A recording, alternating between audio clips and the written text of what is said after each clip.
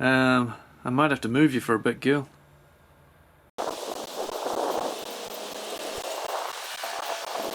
I should have built a bigger bench. I built it for smaller tool reviews, obviously, than a Mitre Saw. So I think we'll just have to get this out of the box. All I've done is pull it out of the box and chuck it on the bench, and already I can see some nice improvements over the 18 volt ×2 range. Well, you guys asked for it, so here she is. The LS002G. The first, in most of the world, available 40 volt Makita XGT Mitre Saw. In Japan, of course, they did release the 216mm saw first, but we never got that here. And I've had a heap of comments about this tool. So many comments, you guys want me to review this tool, and I thought, do I want a 216mm saw? Already just looking at it, it excites me. I can see a lot of things that I'm dying to get into and tell you guys about. And another thing you guys keep asking me in the comments, where do I get my tools? Well, I knew this was coming, I knew you guys wanted to see it, so I went into Handy Hardware and I said, can you guys get this for me as soon as possible? I want one before everybody else. They said, no problem, we will see what we can do, and within 2 days I had my grubby little mitts on it. So I thoroughly recommend, if you are in Auckland, check out Handy Hardware. They're on Wairau Road next to Repco. That's where I get, I don't know, most of my tools over quite a few years now. So whenever I manage to get a tool quick and early, that's who I got it from. The prices are always great. I'll put a link down in the description to their website. I don't think they've got much on there at the moment, but you can check out their address and you can email them, ask them to order something for you, whatever. This is starting to sound like an advert now. Anyway, they didn't pay me to say all that. I just thought I would give them a plug because, well, they've given me lots of good help over the years. Let's start with some basic specs, shall we? This is a Makita XGT 40 volt max compound sliding Mitre Saw. It takes a 216mm blade and will give you a maximum cut of 70 by 315mm. That's a dressed timber size of approximately 12.5 inches by 3 inches. It comes with a Makita 45 toothed Effie cut blade and it is spinning at 4,800 RPM. It is equipped with AWS and it comes with the chip. Some of the accessories for this tool may be different where you live because this is the LS002G Z01. The Z or Z means that it is a tool only, and the 01 I'm not 100% sure about, but it may have something to do with the fact that it comes with a chip or AWS or something like that. I'm not 100% sure, but you may have a different model where you come from that doesn't have the AWS chip, for instance, or has a different blade. Now I'm really looking forward to checking out some of the features with this and comparing them to my previous model, which many of you will know is the DLS111, the 36 volt 10 inch Mitre Saw. I love that saw, but it does have some issues, and it had some issues straight out of the box which are well documented, and I want to see if this has the same issues. I can see that some of the issues are already corrected. So who remembers what those issues were? Number one was probably this detent plate. On the 18x2 models, this plate is made of aluminium. These notches here, you can see in the front, they are your preset marks, your 0 degrees, 30 degrees, 45, 60, 31.6, 22.5, and with aluminium, of course, that easily gets ground away with use, especially if you're not gently moving it. If you're just letting it grind and bang, bang, bang along, they wear out quite quick. I'm quite careful with mine because I knew about the problem right from the start, so it hasn't really been an issue for me. It looks to me like Makita have listened and they have made this stainless. Shall we check? Shall I get a magnet? Problem with testing it with a magnet though is that some stainless is magnetic. Let's see what happens here. Right, so we've got one of two sort of things here.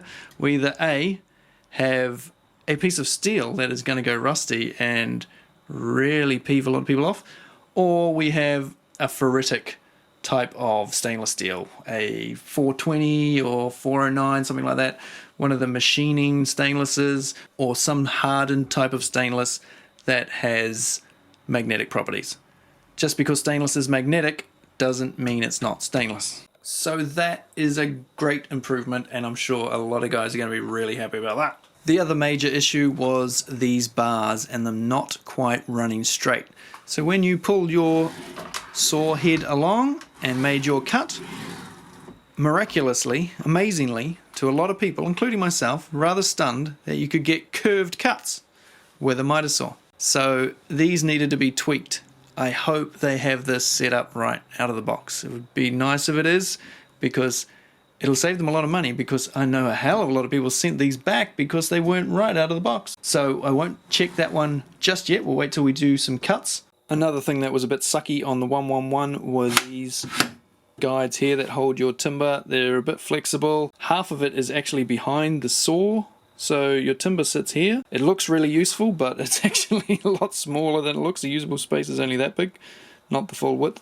They did rectify that issue for the 12-inch saw, and they have done a similar thing with this saw. You've got the knob on the front, so that's good. It's nice and easy to get to instead of being at the back. I'm noticing there's a lot of nice easy stuff on this tool to get to, and these slide out nicely. They're pretty damn solid feeling.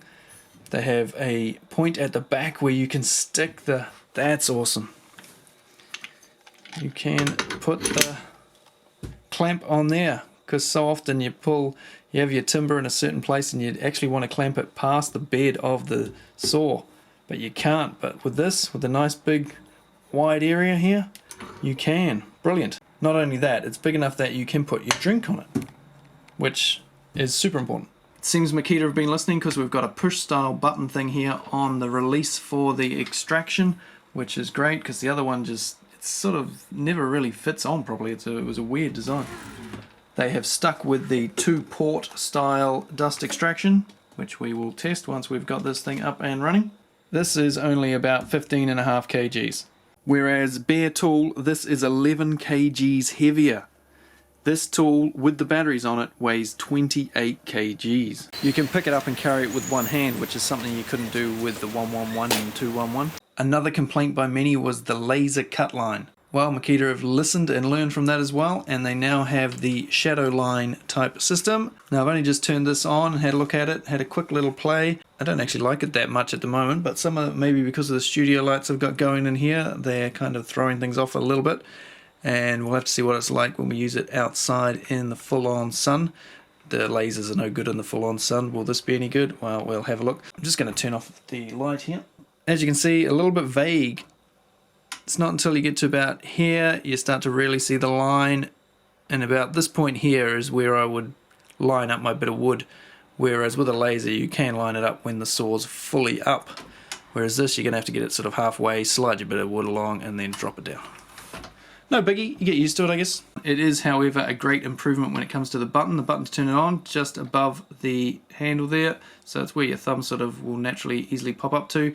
And it's not a flick on off switch, it's a little tactile switch which turns the light on, and after a few minutes it will turn off. Unlike the laser where you turn it on, you do your job, you go home, you come down in the morning and you realize the laser's still turned on. This depth stop for cutting dados and that sort of thing is much improved on the previous DLS111 as well. That one, I was trying to use it the other day and it's got a plastic knob and it's just so tight I can barely even move it anymore, and it was just ripping my fingers to shreds. Whereas this one is much smoother. They have reverted back to the sliding fence rather than the ones you have to completely remove like on the 111. That's a pain because you have to adjust a whole lot of set screws in the back to get it to actually be vertical where you want it. Whereas this, you just turn a knob there and you can slide it out of the way for when you want to do bevel cuts. They have stuck with these locking pins, which I am happy about because they are a very simple but brilliant design. They've gone with the vertical handle design on this model. I'm guessing mostly that's because they're trying to keep this small, and the horizontal ones make it just a little bit harder to get that right-handed bevel because this is a dual bevel saw. It goes left and right. Has an adjustable foot here to get it right so you don't lose balance when you've got it set up on site. There is a lot of grease on many parts of the tool. This is like torture for me. Going through all these settings and I just want to get out and use a damn thing. It's just, I'm getting excited, I'm getting impatient. They have modified this area where you turn your table slightly. Instead of having the switch here to lock into the detents and that, you have it over to the side. So you just push down, move it. When you let it go, it will lock into the next available detent. If you push it right down, like so, it will turn that off, and you can just set it to wherever you want so you're not clunking away if you want to set a lot of odd angles.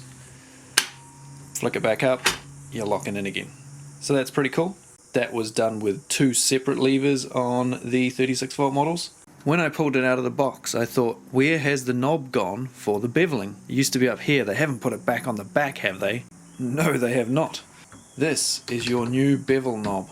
Watch this. How cool is that? So simple. Just bang bang. That is much easier than any other system. So you've got all the controls basically down here by your hand. And when you want to tilt it to the right, much easier than the previous models where you had a button that was really tricky to engage. You had to go back a certain amount of degrees, push it. And my previous one before the 111, the 1018, oh, it was a pick of a thing. So this one, you have a little lever at the back and you just pull it forward and away you go. So simple, let it go and it locks again, pull it forward and away you go. That is a big improvement. I'm happy about that. I'm glad they did that. It looks like the bevels go up to 48 degrees, so I just need to find the lock for that. There is a little funny lever on the back, which I'm guessing must be it. Oh, the AWS, if you don't know what that means, you can hook this up to your vacuum cleaner, and it's got a Bluetooth chip in it, so you connect it to the vacuum. Every time you pull the trigger on this saw, it'll turn on your vacuum and automatically suck up your dust. Does also have another button on the front here, which I mentioned earlier, which is a vacuum button.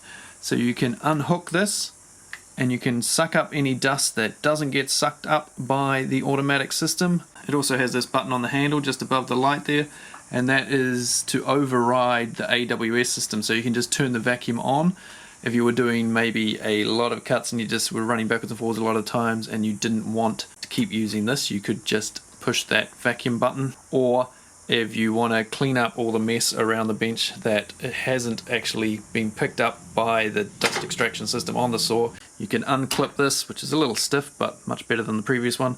Have a quick vacuum about the place and clip it back on and then turn your vacuum back off. So that's quite a cool little feature. I mean, they didn't need to do that. That's an extra sort of bonus thing that you don't really need, but it's nice to have. And we've got tool storage on the front here for changing your blade, so that's nice and easy. Undoes that and it undoes the blade. The guard is very loose and very simple, not a whole lot of moving parts like some of the previous models, so I like that. And it's fairly clear, that's also good. Okay, I'm fed up with talking about this. You're probably fed up with listening to me talk about it. You want to see me do some cuts. I am going to do a couple of different things here. I'm not going to see how many cuts I can do in a 4x2 on one 4 amp hour battery or anything, because I don't want to waste tons of resources and money chopping up wood for no reason. But I'm sure I can find something I can whip through, and I have a few jobs to do, so I might do that. I'll keep track of how many cuts I am making with the saw while I do these things. Before I do any cuts, actually, I should just test the speed on this, make sure they're not telling fibs. It's a 4,800 RPM saw, which is 400 RPM, I do believe, quicker than the DLS111. RPM test, freshly charged 2.5 amp hour battery.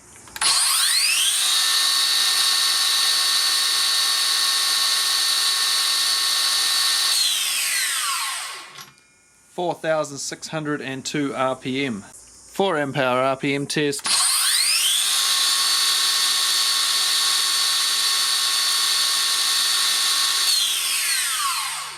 Wow, that's good, but unexpected. Exactly the same, 4,602. That contradicts what happened when we tested the angle grinders and the circular saw, which had a higher reading when using the 2.5 amp hour battery. But it's good that they've managed to keep it the same with this saw, some sort of regulation in there, keeping that the same. But what is a little bit disappointing is it's not 4,800, it's 200 less.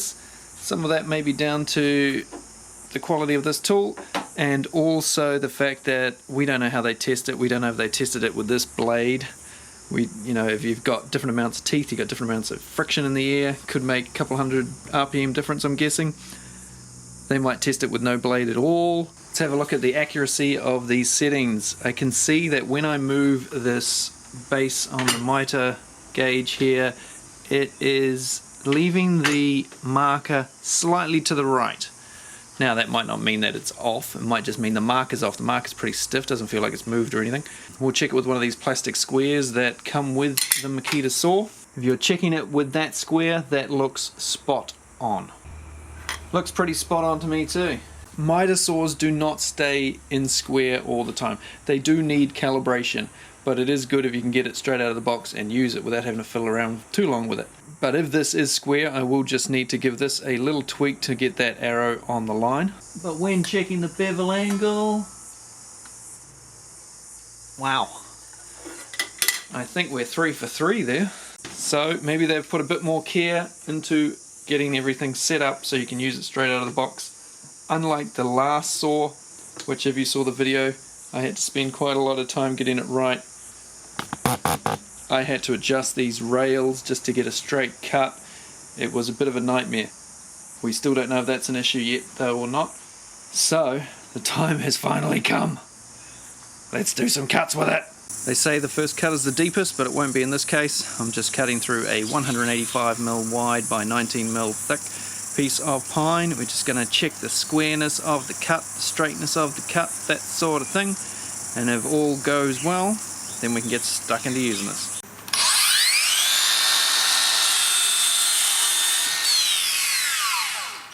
It's snowing. We are fractionally off. Not bad, especially for a first cut without any adjustment to the tool. We've got a slight gap there. Just make sure it's straight and not curved.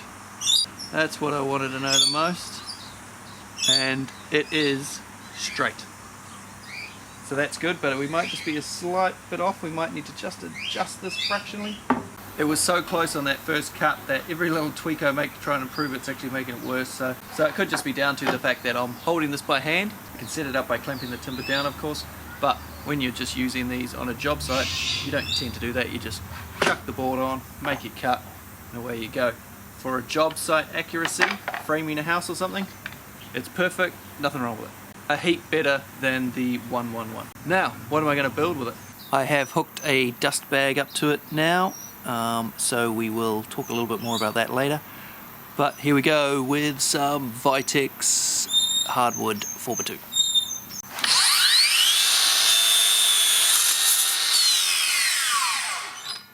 H4 treated, rough sawn 6x2.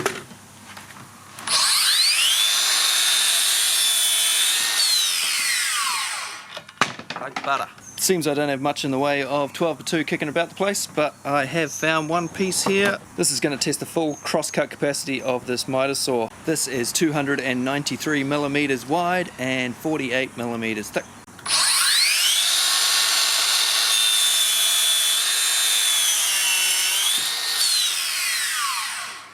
Get a slight change of tone there, probably as we hit that knot. Let's just see how much dust it's collecting with the bag on. You tell me how much flies around.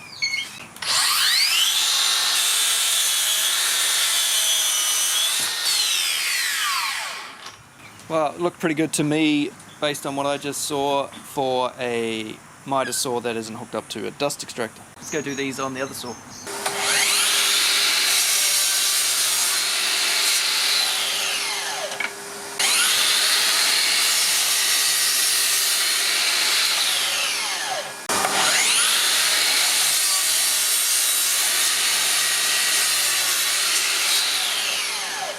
This felt like it struggled slightly more than the 40 volt. The blade is fairly new on it. I've never really worried about this thing struggling. It's a damn good saw, this DLS111 power wise. So the 216mm blade, a little bit easier to push through I guess. Not quite so much metal for the thing to spin. Remember they are actually the same voltage, 36 volts and 40 volt. They're both 36 volts. 40 volt is the absolute max that when you charge a battery it might be at, but they're rated at a nominal rate of 36 volts. So I'll go grab the 40 volt now and I will chuck it in the position of this one and we'll just see how different it looks. Oh my god, it's so cute. I'd have so much extra space if I had this on the bench instead of that other big sucker. The other saw, even with the front rail, I had this handle sticking out quite a long way, and also at the back I still hit the back. I couldn't bevel properly when I had it in the position I wanted it. Much smaller footprint, this one. If we have a look at the difference in the overall size, you can see that the new 40 volt one is much smaller, much more slender, doesn't have the large base plate coming out the back like this 111 has. You can see why the one on the right is basically half the weight of the one on the left. I've given her a bit of a clean down so we can see how much dust she creates when there is a vacuum hooked up. Unfortunately, I don't have an AWS vacuum yet, or the right fitting actually to hook the hose on. Been meaning to get one for ages, and it's just one of those things I've never gotten around to. There's always been another tool to buy that's gotten in the way. I'm now going to test two different things at once. One being the capability of the vacuum to suck up as much dust from this thing as possible, and the other being, can I just cut and cut and cut and cut and cut without taking my finger off the trigger? Will there be any issues with it overheating, cutting out, anything like that? This is actually something I do. I know a lot of guys will say that's not a real world test, you shouldn't do a cut, leave it, do another cut. Nah, I keep my hand on it heaps and just whack through stuff. If you're getting rid of rubbish at the end of the day, or you're chopping up firewood, somebody else is feeding the stuff through for you and you just stand there whack whack whack whack. So that's what I'm going to do with this piece of 45 by 70 dunnage here. That's 3x2, and yeah, see how it goes.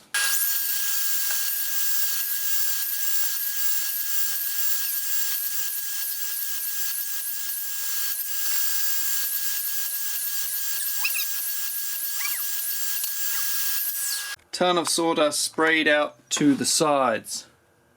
As you can see through the middle, nice and clean because it's been efficiently sucked up that doozy there. Doozy. But that is Mitre saws for you. They are not very clean tools, and every company struggles to get decent dust extraction really. Not something that worries me too much. And the way the speed I was cutting didn't make it easy for the vacuum and the saw either. I just count up how many cuts that was so I can put it on my list, and because the tool was running the whole time, is that more efficient or less efficient than pulling the trigger on and off? You decide down in the comments. Let's see if we have gone down any bars yet. Down one. Okay, so I've just added things up, and that's 54 cuts I've done so far, and we've gone down the one bar, and there have been various cut sizes of course, so that sounds pretty good so far. Today with the saw I am going to whip up a planter box. Similar to this, but about twice as long and maybe not quite as deep. My wife said she's going to be doing it for about the last 6 months, but summer's almost at an end and I want one for a vegetable garden. So it's the weekend and I think I'll whip one of those together. I had to pack it up a bit. Conveniently, the 12x2 I was cutting the other day is just perfect for it to sit on temporarily here while we do some vids.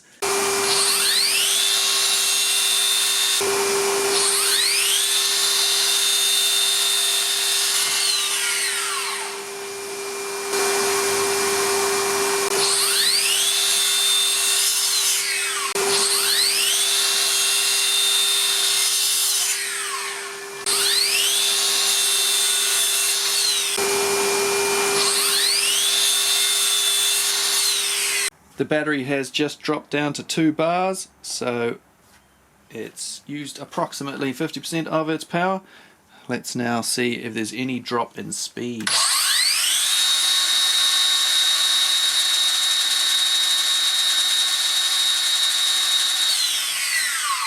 Wow, maintaining speed 4,602. That's very good, much better than some of the other tools we have tested recently. And it has taken 74 cuts to get us down to 2 bars. Right, I'm going to do a 45-degree mitre here.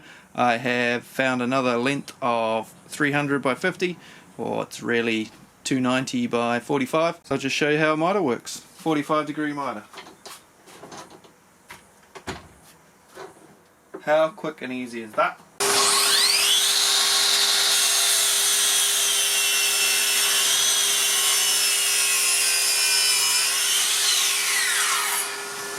But when it comes to mitering 45 the other direction, we run into a little bit of a problem, which I'll show you now. Can you see we have a bit of an issue here?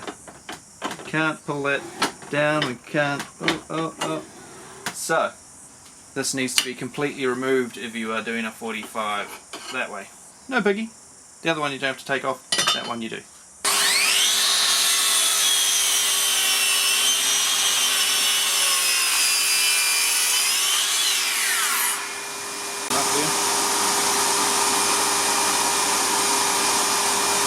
Bit of wood flipped around, you can see the cut lines up fairly damn good.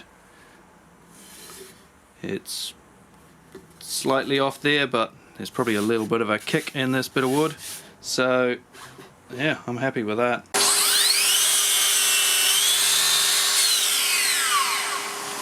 To be honest, if you're only doing framing with this thing, you don't even need these side bits, you know, they're just going to get in the way for beveling and stuff, so I'd probably just take it off, and then the tool's going to be lighter and everything to shift around as well. Not much, but a little bit. Because there's plenty of fence there for doing 2x timber. So yeah, I wouldn't worry about it. Take them off, leave them off. This is the maximum thickness you're going to be cutting with this tool, and there's still actually enough fence there that it feels perfectly stable.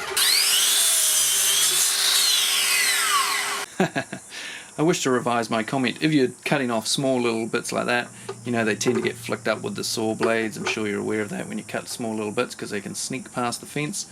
Whereas if you have the fence on there, which I just told you to get rid of, you can have that right up fairly close, and then that bit of wood wouldn't have gone anywhere. Up to you. Depends how you want to run things. Just always remember to shift these before you do a bevel cut. The one on the left is meant to be vertical like the one on the right.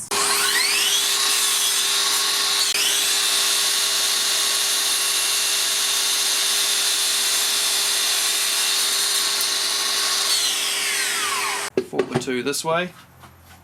We'll just measure how deep we can get through it.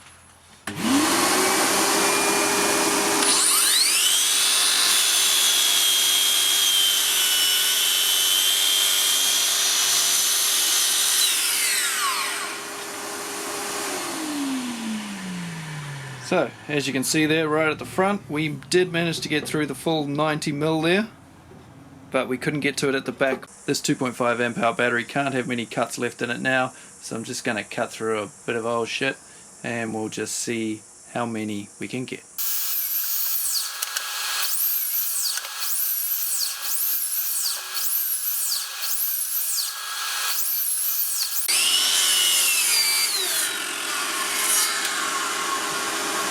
That's it. It died on that one cut and now won't even start up again at all. And the green light here is flashing on the battery.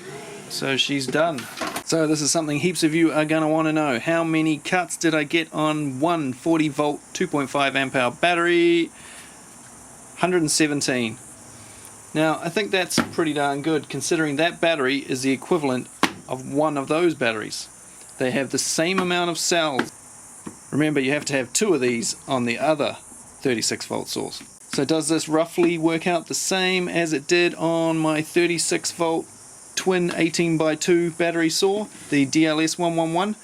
I can't remember, I'll have to go back and watch my video, but I know it was in the 200 and something cuts. 117 I am happy with. That also includes holding my finger and leaving it on the trigger through those tests that you will have seen, presuming I put them in the video, and the RPM tests, all that sort of stuff. So I think that's pretty good. I mean, it's not all, I can't say it's going to do 117 4x2s, because as you saw, I cut some 300 stuff, I cut some small stuff like this sort of size, I did all sorts of different cuts, because you're not going to cut exactly the same thing all day, every day. Most of the time you might be cutting 4x2s, then a 6x2, you know, then a couple of steaks or something, who knows. So anyway, that gives you a rough idea. Here are all the parts cut for my planter box I'm building. I'll chuck that together now. Haven't done the rim yet, but this is everything else. I've made these up into panels now, and I'll chuck them together with some brad nails and some screws, and then we'll put the legs on. I guess I could have made a video on making a planter box, but I'm sure there are 10,000 or more of those already on YouTube. So let's show the saw again, shall we?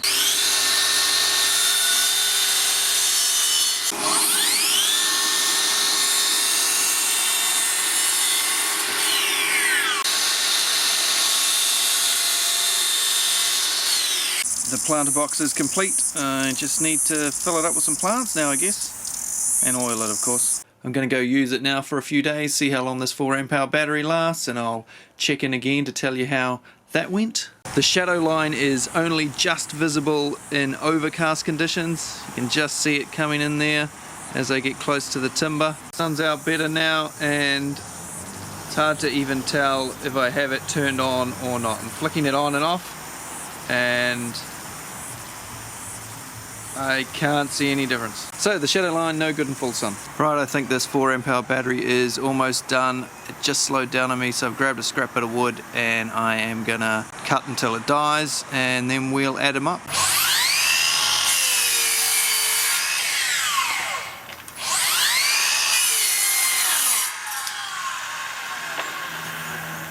Is that it?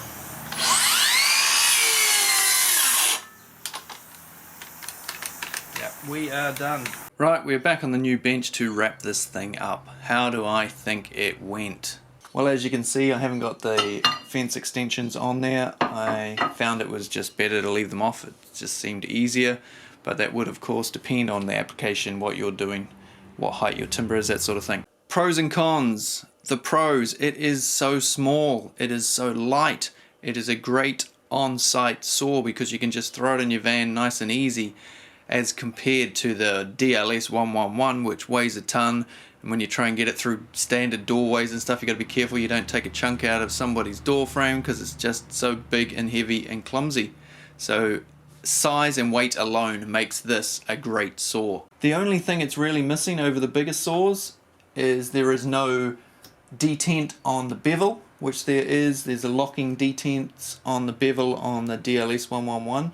Apart from that, the beveling is better. It's easier to flip to the right hand side. It's easier to lock in place with the knob on the front. You can of course not cut as deep with a 216mm blade as you can with a 260mm blade or a 305. That's the price you pay to get this smaller, lighter tool, but it does everything you need for framing applications. So for most guys, this tool is absolutely fine. If you want to cut 4x4 posts, not so much. And the only other thing that I think is better on the DLS111 is this clamp here. On this new tool, you wind it down as you've always had to do. Bit painful. Whereas this one, you can, as you can see, you can wind it down normally when you want to lock it in, but when you don't want to, you can shift it up and down. I'm guessing a lot of guys probably buggered these. I don't use it that often, so it's still in perfectly good nick. When I do want to use it, it's very handy. So they have omitted that on this newer tool. Maybe because you don't have to cut such deep material with this tool. Maybe it's cost cutting. Maybe they had too many of these break. I don't know. But if that's all I can find that's better on the other saw, that must mean this is a great saw. Oh, I better give you the numbers for the 4Ah battery. They were quite surprising, actually. I had to end up counting it 3 times because I just thought, really? Is that the right number? So, 253 cuts on the 4Ah battery. Now, if you remember, we only got 117 off the 2.5Ah. So, I was expecting a number around 200 cuts.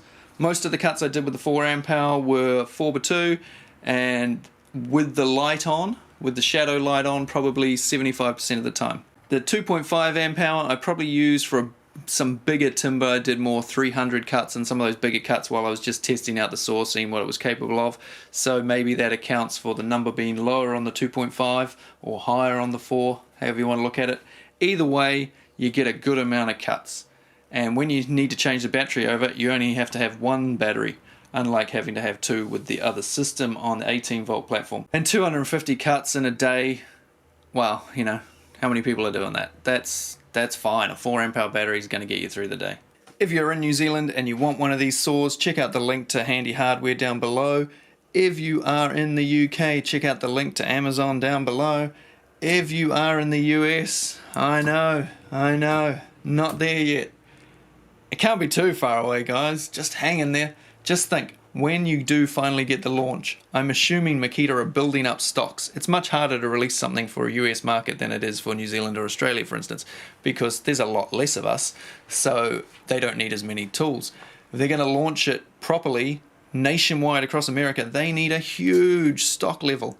And with COVID in the world at the moment, slowing things down, I'm guessing they're just trying to build up their stocks and you'll hopefully get a bigger range on launch than we did. I mean, we got 6 tools in a 6-piece kit, and that was it. You had to buy the 6-piece kit or the 2-piece kit with the drill and the impact driver. You couldn't buy the tools individually for the first month or so. So it was all or nothing. I'm guessing you guys are going to have far more options and far more tools available at launch, like hopefully the rear-handled circular saws. Thanks for watching, guys. I'm looking forward to it. 260 and 300 of these though. Ooh. Stay tuned for that one. I'm sure I'll get one of those when they come out. If you want to see more 40 volt stuff, make sure you subscribe, because next week, hello. Thanks for watching, guys. See you on another one.